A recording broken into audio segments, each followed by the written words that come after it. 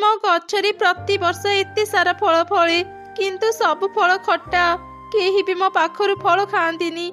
जे भी खाए से मते गाली दे जाए। मो कौन निजे जानी सुनी मो फल को खट्टा करिची। ए कथा केही भी बुझंतीनी। ओलटा मते अपमान दियंती। मते भारी कष्ट हुए। हे भगवान, मोर गोटे मात्र इच्छा मोर सब फल मिठा ही जाता कि। मोर किंतु सब फल मिठा। प्रति वर्ष मो गछरी भी अनेक फल फले। सब चढ़ी मोर मिठा फल खाई मोर अनेक प्रशंसा करती। मो प्रशंसा शुणिले मते भारी भल लगे। मु आहुरी बेसी प्रशंसा शुणा चाहूँगी। सेथिपाई मु चाहे मोर सब फल सुना पलटि जाऊ। जेमिति चढ़े माने खुशी ही मोर आहुरी बेसी प्रशंसा करिवे। माँ माँ, आम घर तो भांगी गला। राति जो शीत पड़ुची आमे बाहर केमिति रहिबा। माँ कुनी, तू जमा भी चिंता करनी। राति हेबा आगरु मु किछि व्यवस्था करि नेबी। एमिति कही माँ चढ़ी जंगल भितर को गला। किछि दूर गला परे से दुईटी आंब गछ को देखिला। अरे बा, एठी तो दुईटी आंब गछ अछि। मु जदि गोटे आंब गछर किछि डाल पत्र नै पारंती, संध्या सुधा गोटे घर तैयारी करि पारंती। तापरे माँ चढ़ी मिठा आंब गछ पाखो गला। आउ ताकू किछि डाल पत्र मागिला। हेले से आंब गछटी तो अनेक रागी गला। ना चढ़ी, मु तते डाल पत्र देई परिबिनी। तू मोठू डाल पत्र नेले मो मिठा आंब झड़ी जीव। जा, तू मो पाखरु दूरे जा। चढ़ी, तू मो पाखकू आसे। तू मोठू किछि आंब आउ पत्र नै जा। मो आंब खाइबाकू सिना खट्टा, हेले से सब भारी मजबूत। तू मो आंब आउ पत्र रे गोटे सुंदर आउ मजबूत घर तैयारी करी रही पारिबो। एमिति सुनी माँ चढ़ी से गछर किछि आंब आउ पत्र नै घर को गला। आंब आउ पत्र दे से गोटे सुंदर घर तैयारी करी देला। माँ, तुमे आंबरी घर तैयारी करिचो? वाह, ए घरटी बहुत सुंदर हेची माँ। एमिति से दिन बीती गला। परदिन काउर स्त्री जंगल रे बुली बुली खाइबा खोजुथिला। से अनेक समय खोजिला परे भी खाइबा पाइलानी। एमिति तार नजर से दुईटी आंब गछ उपरे पड़िला। अरे तो ए गछरी केते आंब फल हेची। मु सेपटे बेकारे बुली बुली खाइबा खोजुथिली। मु एइठु किछि फल नै मो घर को जाए। एमिति चिंता करी काउर स्त्री खट्टा आंब गछ पाखकू गला। से जेमिति खट्टा आंब गछरु गोटे आंब तोड़ी खाइला, से आंब गछ ऊपर को फोपाड़िला। छी, तो आंब केते खट्टा। एमिति खट्टा आंब मो जीवन रे खाइ नथिली। एथिरे मोर कोन भूल? भगवान मते एमिति बनेइचंती। चुप कर। तो आंब जदि खट्टा थिला मते आगुरु कहि नथांतु। तो पाई मो पाटीटा पूरा खट्टा हेइ गला। तुमे मो पाखकू आस। मो फल बहुत मिठा आउ स्वादिष्ट भी। तू सत कहूचु? हाँ, मु सत कहूची। जदि तुमर विश्वास हेउनी मोठू आग गोटे आंब खाई देख। अरे बा, तो आंब सतरे भारी मिठा। मु किछि आंब नै मो घर को जाए। एमिति कही काउर स्त्री किछि आंब नै घर को गला। ए सबु देखी खट्टा आंब गछ अनेक कांदिला। सेते बेले गोटे परी ता पाखु आसिला। कौन हेला आंब गछ? तू एमिति कांदुचु काहेकी? किए तुमे हेठाकू काहेकी आसिच? मो हेउची इच्छा परी। मु समस्तक इच्छा पूरा करे। तू मते कह तोर कौन हेची, पारिले मु तोर समस्या दूर करिदेबी। तापरी खट्टा आंब गछ तार सब कथा इच्छा परी को कहिला। सब सुनी इच्छा परी कहिला, आंब गछ, भगवान जाहाकू जेमिति बनै थांती ठीक बनै थांती। तू जेमिति अछु सुंदर अछु। निजकू नै आ मन दुख करनी। भगवान तो भल पाई ही तो आंब को खट्टा करिचंती। ना, एमिति कुहनी इच्छा परी। तुमे मोर ई गोटे इच्छा पूरा करि दियो। मु आउ चढ़े मानकठू अपमान सुनी पारिबिनी। अच्छा अच्छा, ठीक अछि। तू आउ चिंता करनी आंब गछ। आजिठू तोर सबु आंब मिठा हेइजिब। मु तते से शक्ति देउची। एमिति कही इच्छा परी से गछर सबु खट्टा आंब को मिठा करिदेला। ए सबु देखी मिठा आंब गछ ताकू कहिला, परी, तुमे जदि तार गोटे इच्छा पूरा कल, मोर भी गोटे इच्छा पूरा करि दियो। अच्छा, तोर कौन इच्छा मते कह। मु चाहे मोर सबु आंब सुना पलटि जाऊ। तापरी इच्छा परी तार सबु आंब सुना करिदेला। एमिति देखी दुई आंब गछ परी को धन्यवाद जणिले। तापर से परी सेठारु चलीगला। किछि दिन बीती गला। दिने गोटे काऊ से दुई आंब गछ रास्तारे जाउथिला। सुना आंब देखी तो से अटकी गला। अरे कौन ए गछरे तो सुना आंब फळिची। वाह मो भाग्य तो बदली गला। एबे मु समस्तंकटु धनी पालटी जीवी। एमिति कही काऊ सबु सुना आंब पाଳି घरକୁ ନେଇଗଲା। କିଛି ସମୟ ପରେ ସେ ଗୋଟେ କୁରାଡ଼ି ଆଣି ସେଇ ଆମ୍ବ ଗଛକୁ କାଟିଲା ଯୋଉ ଆମ୍ବ ଗଛରେ ସୁନା ଆମ୍ବ ଫଳିଥିଲା। ଏ କଣ ତୁମେ ମତେ କାହିଁକି କାଟୁଛ? ଦୟାକରି ମତେ କାଟନି। ମୁଁ ତ ତୁମକୁ ସୁନା ଆମ୍ବ ଦେଲି ନା। ହଁ ତୁ ମତେ ସୁନା ଆମ୍ବ ଦେଲୁ, ହେଲେ ଯେତେବେଳେ ପୁଣି ତ ଗଛରେ ସୁନା ଆମ୍ବ ଫଳିବ ଚଢ଼େଇ ମାନେ ତୋଠୁ ସୁନା ଆମ୍ବ ନେଇ ଧନୀ ହେଇଯିବେ। ମୁଁ ତା ହେବାକୁ ଦେବିନି। ମୁଁ ତତେ କାଟିଦେବି। ସେମିତିରେ କେବଳ ମୁଁ ଏ ଜଙ୍ଗଲରେ ଧନୀ ହେଇ ରହିବି। ଏ କଣ ହେଇଗଲା ମୋ ସାଙ୍ଗରେ? ମୁଁ ତ ଚଢ଼େଇ ମାନଙ୍କଠୁ ଆହୁରି ପ୍ରଶଂସା ପାଇବାକୁ ଚାହୁଁଥିଲି, ହେଲେ ଆଜି ମୋ ଇଚ୍ଛା ପାଇଁ ମତେ ମୋ ଜୀବନ ଦେବାକୁ ପଡ଼ିଲା। ସେ ଆମ୍ବ ଗଛ ଯେତେ କାନ୍ଦିଲେ ବି କାଉ ତାର କିଛି କଥା ଶୁଣିଲାନି। ଆଉ ସେ ଗଛକୁ କାଟିଦେଲା। ତାପରେ ସେ ତାର ଘରକୁ ଚାଲିଗଲା। କାଉର କିଛି ଦିନ ତ ବେଶ ଭଲରେ ବିତିଲା, ହେଲେ ସେ ଅଳସୁଆ ହେଇଥିବାରୁ ଅଳ୍ପ ଦିନରେ ହିଁ ତାର ସବୁ ଟଙ୍କା ସରିଗଲା। ଦିନେ ତ ସେ କାଉ ଖାଇବାକୁ ପାଇଲାନି। ଶେଷରେ ସେ କିଛି ଫଳ ଖାଇବା ପାଇଁ ଆମ୍ବ ଗଛ ପାଖକୁ ଗଲା, ହେଲେ ସେ ଯିବା ପୂର୍ବରୁ ଚଢ଼େଇ ସେ ଗଛରେ ଥିବା ସବୁ ମିଠା ଆମ୍ବ ନେଇ ଯାଇଥିଲା। ଏ କଣ ତୋ ଗଛରେ ଗୋଟେ ବି ଆମ୍ବ ନାହିଁ? ତୋ ଗଛର ସବୁ ଆମ୍ବ କିଏ ନେଲା? ତୁମେ ଆସିବା ପୂର୍ବରୁ ଆଉ ଗୋଟେ ପକ୍ଷୀ ମୋ ଗଛର ସବୁ ଆମ୍ବ ପାଳି ନେଇଗଲା। ସେଥିପାଇଁ ଏବେ ମୋ ଗଛରେ ଆଉ ଆମ୍ବ ନାହିଁ। କଣ ହେଲା? ତୁ ମତେ ଆମ୍ବ ନ ଦେଇ ଆଉ ଗୋଟେ ଚଢ଼େଇକୁ ଆମ୍ବ ଦେଇଦେଲୁ। ଏବେ ମୁଁ ତତେ କାଟିଦେବି। ନା ନା ମତେ କାଟନି, ମତେ ବଞ୍ଚିବାକୁ ଦିଅ। ଆଉ କିଛି ମାସ ଅପେକ୍ଷା କର, ମୋ ଗଛରେ ପୁଣି ଆମ୍ବ ଆସିବ। ସେତେବେଳେ ତୁମେ ମୋଠୁ ଆମ୍ବ ନେବ। ନା ମୁଁ ଆଉ ଅପେକ୍ଷା କରିପାରିବିନି। ତୁ ମତେ ଆମ୍ବ ଦେଇନୁ, ଏବେ ମୁଁ ତତେ ଶାସ୍ତି ଦେବି। ଏମିତି କାଉ ସେ ଗଛକୁ କାଟିବା ଆରମ୍ଭ କଲା। ଆରେ ଆରେ ଏ ଦୁଷ୍ଟ ପକ୍ଷୀ ଆମକୁ ଆଉ ବଞ୍ଚିବାକୁ ଦେଲାନି।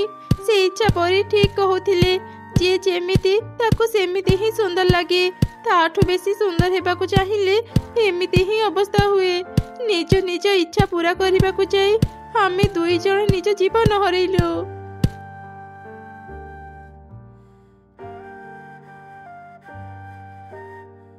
ରିନୁ ମୁଁ ଆଜି ବହୁତ ଖୁସି। ଏଇଟା ଆମର ପ୍ରଥମ ଅଣ୍ଡା। ଆଉ କିଛି ଦିନ ପରେ ହିଁ ମୋ ଛୋଟ ଛୁଆ ଅଣ୍ଡାରୁ ବାହାରିବ, ମତେ ବାପା ଡାକିବ। ଏ ସବୁ ଭାବିଲା ବେଳେ ହିଁ ମତେ ଭାରି ଖୁସି ଲାଗୁଛି। ହେଲା ହେଲା ସେତିକି ଖୁସି ହେଇଥାଅ।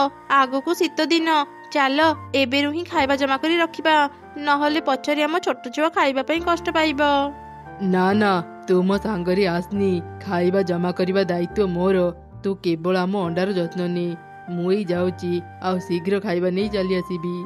ଏମିତି କହି ବାପା ଚଢ଼େଇ ଖାଇବା ଖୋଜିବାକୁ ଗଲା। ସେ ଏକ ଗହମ ବିଲରୁ କିଛି ଗହମ ଯୋଗାଡ଼ କରୁଥିଲା। ଠିକ ସେହି ସମୟରେ ଗୋଟିଏ ପକ୍ଷୀ ଶିକାରୀ ସେଠାକୁ ଚାଲି ଆସିଲା। ସେ ବାପା ଚଢ଼େଇକୁ ଦେଖି ତାକୁ ତୀର ମାରିଲା, ଆଉ ତାକୁ ଧରି ଘରକୁ ଚାଲିଗଲା। ଏ ସବୁ ଘଟଣା ଦୂରରୁ ମିଟୁ ଦେଖୁଥିଲା। ସେ ଶୀଘ୍ର ରିନୁ ଚଢ଼େଇ ପାଖକୁ ଗଲା। ସେପଟେ ମା ମା ମୁଁ ଅଣ୍ଡାରୁ ବାହାରି ଗଲି। ମୁଁ ଅଣ୍ଡା ଭିତରେ ଥାଇ ବାପାଙ୍କ କଥା ଶୁଣିଥିଲି। ବାପା କୁଆଡ଼େ ଗଲେ ମା? ମୋ ସୁନ୍ଦର ଝିଅ, ବାପା ତୋ ପାଇଁ ଖାଇବା ଆଣିବାକୁ ଯାଇଛନ୍ତି। ସେ ତତେ ଦେଖିଲେ ଅନେକ ଖୁସି ହେଇଯିବେ। ତୁ କିଛି ସମୟ ଅପେକ୍ଷା କର, ବାପା ଏବେ ଆସିଯିବେ। ରିନୁ ହେ ରିନୁ, ସର୍ବନାଶ ହେଇଗଲା। ଗୋଟେ ବଡ ଅଘଟଣ ଘଟିଗଲା। ତୁମେ ଏମିତି କାହିଁକି କହୁଛ ମିଟୁ ଭାଇ? କଣ ହେଇଛି ମତେ ଶୀଘ୍ର କୁହ। ଏ ରାଜୁ ଭାଇ ଆଉ ଏ ଦୁନିଆରେ ନାହିଁ। ଗୋଟେ ପକ୍ଷୀ ଶିକାରୀ ତାକୁ ମାରି ନେଇଗଲା। ତୁ ଏବେ ଧୈର୍ଯ୍ୟ ଧର, ମୁଁ ଯାଏ ଅନ୍ୟମାନଙ୍କୁ ବି ଏକଥା କହିଦିଏ। ଏ କଣ ହେଇଗଲା? ଝିଅକୁ ଦେଖିବା ପୂର୍ବରୁ ହିଁ ତୁମେ ଚାଲିଗଲ ରାଜୁ। ଏବେ ଆମେ ତୁମ ବିନା କେମିତି ବଞ୍ଚିବୁ? ବାପା ଚଢ଼େଇକୁ ହରେଇ ମା ଚଢ଼େଇ ଆଉ ତାର ଝିଅ ଅନେକ କାନ୍ଦୁଥିଲେ। ଏମିତି କିଛି ଦିନ ବିତିଗଲା। ଦିନେ ସକାଳେ ମା ମା ଶୀଘ୍ର ଉଠ, ଭୂମିକମ୍ପ ହେଉଛି। ମା ଉଠ ମା। ଆରେ ସତରେ ତ ଆମ ଘର ହଲୁଛି। ମାରି ଆମ ଘର ଭାରି ଦୁର୍ବଳ, କେତେବେଳେ ବି ଭାଙ୍ଗିଯିବ। ଚାଲ ମା, ଶୀଘ୍ର ଏଠୁ ବାହାରି ଯିବା। ମା ଚଢ଼େଇ ଆଉ ତାର ଝିଅ ଶୀଘ୍ର ଘରୁ ବାହାରି ଆସିଲେ। ସେତେବେଳେ ସେମାନେ ଦେଖିଲେ କାଉ ସେଇ ଗଛକୁ କାଟୁଛି ଯୋଉ ଗଛରେ ତାଙ୍କ ଘର ଥିଲା। ଏ କଣ କାଉ ଭାଇ, ତୁମେ ଆମକୁ କିଛି ନ କହି ଗଛ କାହିଁକି କାଟୁଛ? ତୁମେ କଣ ଦେଖିପାରୁନ ଏଇ ଗଛରେ ଆମ ଘର ଅଛି? ଏ ଗଛ ଏବେଠୁ ତୋର ନୁହଁ, ମୋର। ଏ ଗଛ ତୁମର କେମିତି ହେଲା? ଆମେ ଅନେକ ଦିନ ଧରି ଏ ଗଛରେ ରହି ଆସୁଛୁ। ଶୁଣ ଚଢ଼େଇ, ତୋ ସ୍ୱାମୀ ମୋଠୁ ଟଙ୍କା ଧାର ନେଇଥିଲା। ସେ କହିଥିଲା ସେ ଯଦି ଟଙ୍କା ଫେରେଇ ନ ପାରିବ ମୁଁ ଏ ଗଛକୁ କାଟି ନେଇଯିବି। ତୁ ଯଦି ଚାହୁଁଛୁ ମୁଁ ଏ ଗଛ ନ କାଟିବି, ତୁ ଏବେ ହିଁ ମୋତେ 10,000 ଟଙ୍କା ଦେ। ଏତେ ଟଙ୍କା? ହେଲେ କାଉ ଭାଇ, ଏତେ ଟଙ୍କା ତ ମୋ ପାଖରେ ନାହିଁ। ମତେ ଆଉ କିଛି ଦିନ ସମୟ ଦିଅ, ମୁଁ ତୁମକୁ ସବୁ ଟଙ୍କା ଫେରେଇ ଦେବି। ନା, ମୁଁ ଆଉ ସମୟ ଦେଇ ପାରିବିନି। ମୋତେ ଏବେ ହିଁ ଟଙ୍କା ଦେ, ନହେଲେ ମୁଁ ଏ ଗଛ କାଟିବି। ଏମିତି କହି କାଉ ପୁଣି ଗଛ କାଟିବା ଆରମ୍ଭ କଲା। ଚଢ଼େଇ ସାହାଯ୍ୟ ପାଇଁ ମିଟୁ ପାଖକୁ ଗଲା। କଣ ହେଲା ଚଢ଼େଇ, ତୁ ଏମିତି କାନ୍ଦୁଛୁ କାହିଁକି? ମତେ କହ, କଣ ହେଇଛି ତୋର? ଏମିତି ଚଢ଼େଇ ମିଟୁକୁ ସବୁ ଘଟଣା କହିଲା। ସେ ଦୁଷ୍ଟ କାଉର ଏତେ ସାହସ! ରାଜୁ ମରୁ ମରୁ ସେ ଗଛ କାଟିବାକୁ ଚାଲି ଆସିଲା। ମୋ ସାଙ୍ଗରେ ଚାଲ ଚଢ଼େଇ, ଦେଖିବା ସେ କାଉ କେମିତି ଗଛ କାଟିବ। ରହିଯା ଦୁଷ୍ଟ କାଉ, ତୁ ଏ ଗଛ କାଟି ପାରିବୁନି। କଣ ପାଇଁ କାଟି ପାରିବିନି? ଏ ଗଛ ଏବେଠୁ ମୋର। ମୋର ଯାହା ଇଚ୍ଛା ହବ ମୁଁ ତାହା କରିବି। ଦେଖ କାଉ, ରାଜୁ ଯିବା ପରେ ଏବେ ରିନୁ ଅସହାୟ। ତାକୁ କିଛି ଦିନ ସମୟ ଦେ, ସେ ତୋର ସବୁ ଟଙ୍କା ଫେରେଇ ଦେବ। ଏଇ ମିଟୁ, ଚଢ଼େଇର ଓକିଲତି କରିବାକୁ ଚାଲି ଆସିଲୁ? ମିଟୁ, ତୋ ସହ ମୋର କିଛି ଶତ୍ରୁତା ନାହିଁ। ତୁ ଏଠୁ ଚାଲିଯା। ମୁଁ ଚଢ଼େଇକୁ ଆଉ ସମୟ ଦେଇ ପାରିବିନି। ମୁଁ ଆଜି ଏ ଗଛ କାଟି ଘରକୁ ନେବି। ଠିକ ଅଛି, ତୁ ଗଛ କାଟିବୁ ତ କାଟ। ମୁଁ ଏବେ ମୋ ସାଙ୍ଗ ଚିଲ ପାଖକୁ ଯାଇ ଏକଥା କହିଦେବି। ଚିଲ ଏଠାକୁ ଆସିଲେ ତୋର କଣ ଅବସ୍ଥା ହେବ ସେତେବେଳେ ତୁ ଜାଣିବୁ। ମିଟୁର ସାଙ୍ଗ ଚିଲ ଜାଣି ତ କାଉ ଅନେକ ଡରିଗଲା। ନା ନା, ଏକଥା ତୁ ଚିଲକୁ କହିବୁନି। ମୁଁ ଏବେ ଏଠୁ ଚାଲି ଯାଉଛି। ମିଟୁ ଭାଇ, ସତରେ କଣ ଚିଲ ତୁମ ସାଙ୍ଗ? ଆରେ ନା ନା, ଚିଲ ମୋ ସାଙ୍ଗ ନୁହଁ। ମୁଁ କେବଳ କାଉକୁ ଡରେଇବା ପାଇଁ ଏକଥା କହିଥିଲି। କାଉ ଯେମିତି ଡରିଲା ନା, ସେ ଆଉ କେବେ ତ ଗଛ କାଟିବାକୁ ଆସିବନି। ତୁମକୁ ବହୁତ ବହୁତ ଧନ୍ୟବାଦ ମିଟୁ ଭାଇ। ଆରେ ଚଢ଼େଇ, ମତେ ଧନ୍ୟବାଦ ଦେବାକୁ ପଡିବନି। ରାଜୁ ମୋର ଭଲ ସାଙ୍ଗ ଥିଲା। ତୁ ଯେତେବେଳେ ବି ଅସୁବିଧାରେ ପଡିବୁ ମତେ କହିବୁ। ମୁଁ ଏବେ ଯାଉଛି। ଏମିତି କହି ମିଟୁ ସେଠାରୁ ଚାଲିଗଲା। ସେପଟେ କାଉ ଦୂରରୁ ଥାଇ ତାଙ୍କର ସବୁ କଥା ଶୁଣିନେଲା। ଆରେ, ଏମାନେ ମୋତେ ବୋକା ବନେଇଦେଲେ। ସେ ଯାହା ବି ହଉ, ମୁଁ ଏ ଗଛ କାଟିକି ହିଁ ରହିବି, ଆଜି ହଉ କି କାଲି।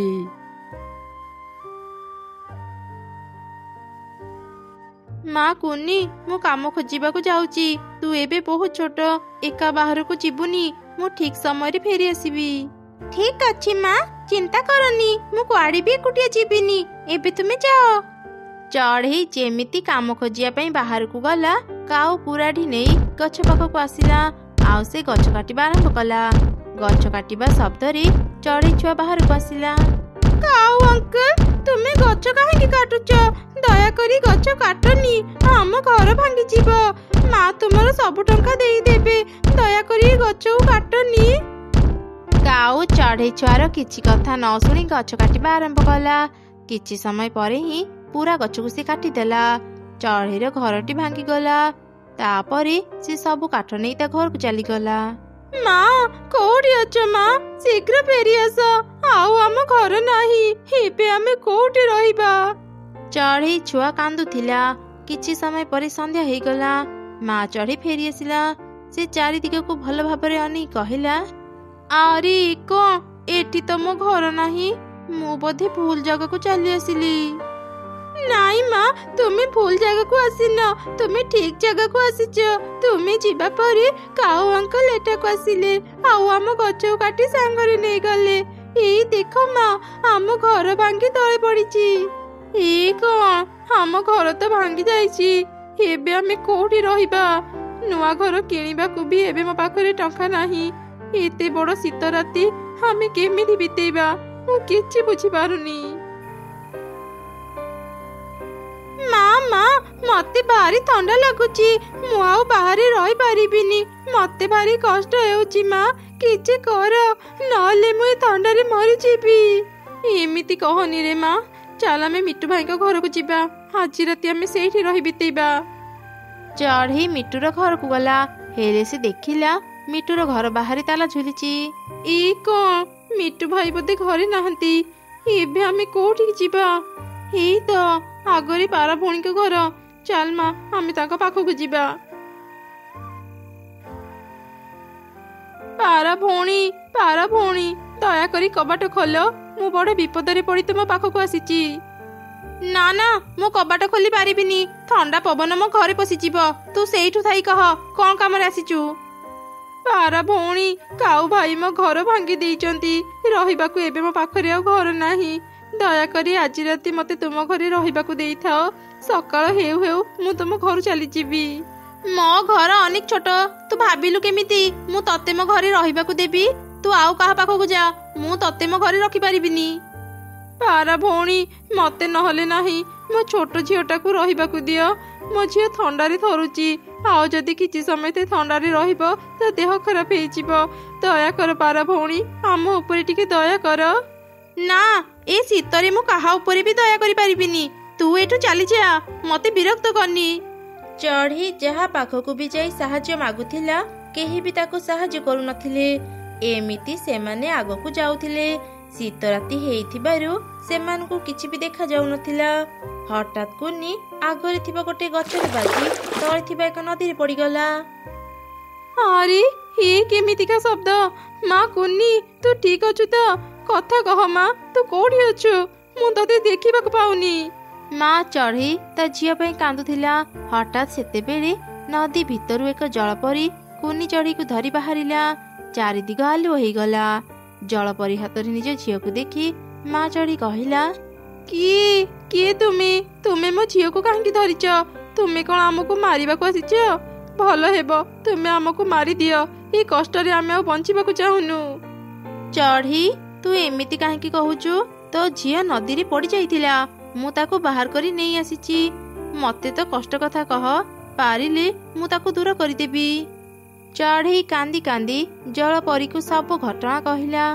ସତରେ ଚଢ଼େଇ, ତୋର ଭାରି ଦୁଃଖ, ହେଲେ ତୁ ଏବେ ଆଉ ଚିନ୍ତା କରନି, ମୁଁ ତତେ ସାହାଯ୍ୟ କରିବି, ମୁଁ ଏବେ ତ ଘରକୁ ପୂର୍ବ ଭଳି କରିଦେବି। ଏମିତି କହି ଜଳପରୀ ତା ଯାଦୁ ଶକ୍ତିରେ ଗୋଟେ ସୁନା ଘର ସେଠାକୁ ଆଣିଲା। ଚଢ଼େଇ, ଦେଖିଲୁ ଏଇଟା ବୋଧେ ତୋ ଘର? ନା ନା ଜଳପରୀ, ଏ ସୁନା ଘର ମୋର ନୁହଁ, ମୁଁ ୟାକୁ ନେଇ ପାରିବିନି। ଆଚ୍ଛା, ତାହେଲେ ଏଇ ଘରଟି ନିଶ୍ଚୟ ତୋ ଘର ହେଇଥିବ, ଦେଖିଲୁ। ଜଳପରୀ, ଏଇଟା ତ ଗୋଟେ ଫଳ ଘର, ଏ ଘର ମୋର ନୁହଁ, ମୋ ଘର ତ ସାଧାରଣ କାଠ ଘର, ଏ ସବୁ କିଛି ମତେ ନ ଦେଇ ଗୋଟେ ସାଧାରଣ କାଠ ଘର ଦିଅ, ଯେମିତି ଏ ଶୀତ ଦିନ ମୁଁ ମୋ ଛୁଆ ସହ ସେ ଘରେ ରହିପାରିବି। ଆଚ୍ଛା ତେବେ, ଦେଖିଲୁ ଏ ଘର କେମିତି, ଏ ଘରେ ତୁ ରହିପାରିବୁ ତ?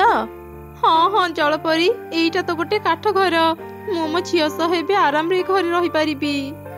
ଚଢ଼େଇ, ତୁ ଗରିବ ହେଲେ ବି ତୋ ମନ ଭାରି ଭଲ, ମୁଁ ତ ଭଲ ଗୁଣ ଦେଖି ଏ 3ଟି ଘର ଉପହାର ଦେଉଛି, ତୁ ପ୍ରତିଦିନ ସୁନା ଘରୁ ସୁନା ପାଇବୁ, ଆଉ ଫଳ ଘରୁ ଫଳ ପାଇବୁ, ଏବେ ତୁ ଏ 3 ଘର ନେଇ ତୋ ଝିଅ ସହ ଖୁସିରେ ରହ। ଏମିତି କହି ଜଳପରୀ ସେଠାରୁ ଚାଲିଗଲା। ମା ଚଢ଼େଇ ଖୁସିରେ ତା ଝିଅ ସହ ସେ 3 ଘରେ ରହିଲା।